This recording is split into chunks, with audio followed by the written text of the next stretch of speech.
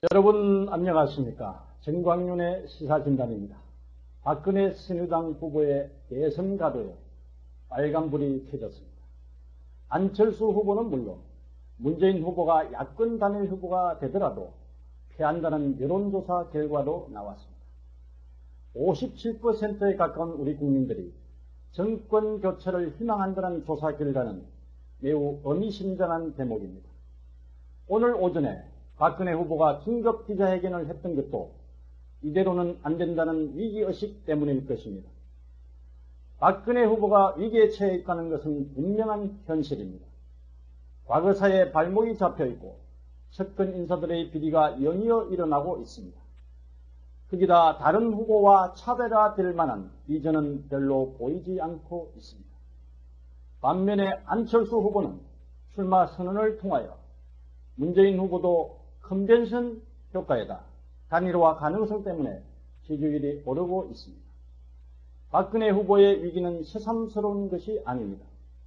작년 서울시장 보궐선거 때부터 예견되었던 일입니다. 새누리당은 선관위 기도서 사건과 전당대 돈봉투 사건 등으로 절체절명의 위기에 처했었습니다. 박근혜 비대위원회를 출범시키고 당 이름을 바꾸는 등의 새신책으로 겨우 되살아났습니다. 제19대 총선도 상대 정당의 잘못으로 이겼을 따름입니다. 그리고 이명박 정부에 대한 민심 위반은 박근혜 후보에게 악영향을 미칠 수밖에 없습니다.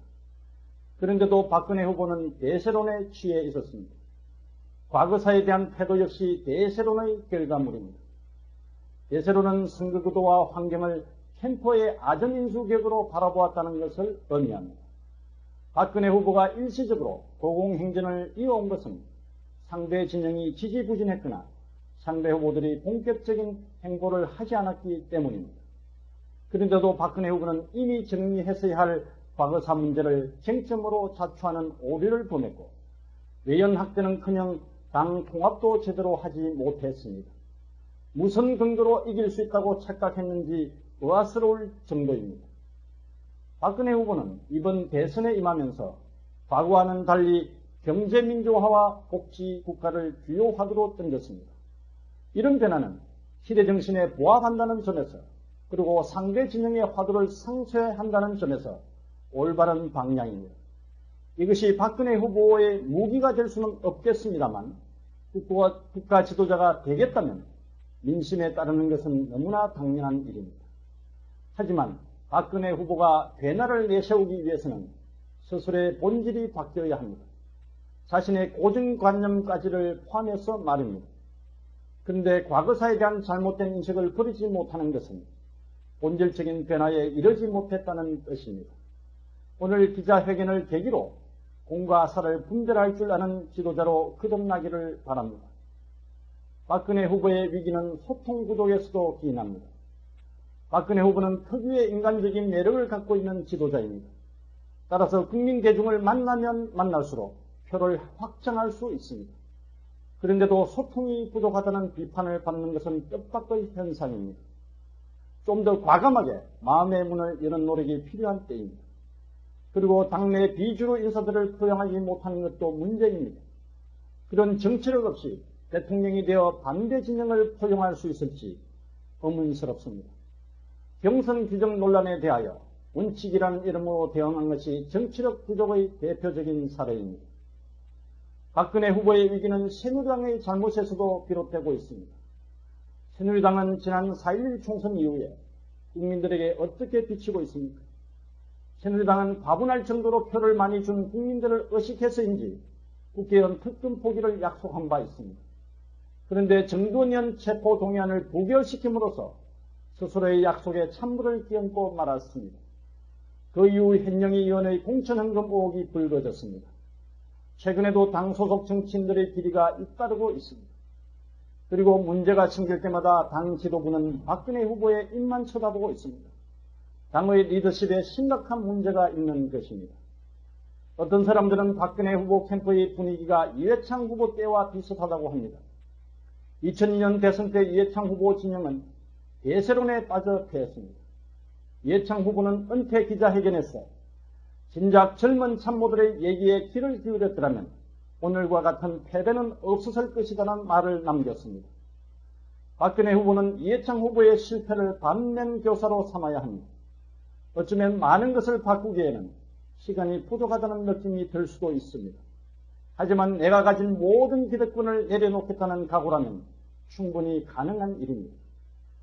이제 우리 국민들은 대통령 후보들의 말 한마디에 현혹될 만큼 어리석지가 않습니다. 누가 나라를 위한 진심이 있는 것인지, 누가 자신을 희생할 수 있는지를 눈여겨볼 것입니다. 박근혜 후보는 지금 중요한 기로에 서 있습니다. 우리 국민들이 박근혜 후보를 과거형 지도자인가 아니면 미래형 지도자로 보는가에 따라 승패가 달라질 것입니다. 박근혜 후보는 그동안 과거를 따지지 말고 미래로 나아가자고 제안했습니다. 과거사를 침소봉대하여 표를 얻으려는 야권의 태도도 잘못이지만 과거사에 대한 잘못된 인식으로 그것을 이슈로 만드는 박근혜 후보 진영의 접근 역시 패착이라 하지 않을 수 없습니다. 거듭 강조합니다만 박근혜 후보는 대통령의 딸로서가 아니라 유력 대통령 후보로서 박정희 시대를 달아볼 수 있어야 합니다. 그래야 우리 국민들의 보편적인 정서와 맞닿을 수 있고 미래형 지도자로 평가받을 수 있습니다. 대통령이 되려는 정치 지도자가 자신의 신념과 소속 정당의 정당 정책을 완전히 벗어던질 수는 없습니다. 하지만 그것이 국민의 뜻에 맞지 않는다면 그걸 수정할 수 있는 용기도 필요합니다. 옛말에 순천자는 흥하고 역천자는 망한다고 했습니다. 역사가 매번 순리대로 흘러가지는 않지만 궁극적으로는 그렇다고 볼 수 있습니다. 민주화 이후의 대한민국 대통령 선거도 그런 경향이 있습니다. 이번 대통령 선거도 그럴 것입니다. 어느 후보가 더 순리를 따를 것인지의 경쟁이라고 할 수 있습니다. 따라서 박근혜 후보는 모든 것을 국민의 눈높이에 서서 바라볼 줄 아는 지혜를 발휘해야 합니다. 소통이 부족하다는 비판을 받아온 것도 국민의 소리가 아니라 몇몇 과잉 충성분자들의 얘기에 더 귀 기울여 왔기 때문입니다. 앞으로 어떤 선택을 하는가는 박근혜 후보의 몫입니다. 스스로 승리를 원한다면 그 길은 뻔합니다. 역사와 국민을 두려워하는 자세로 탄골 탈퇴하기를 기대합니다. 감사합니다.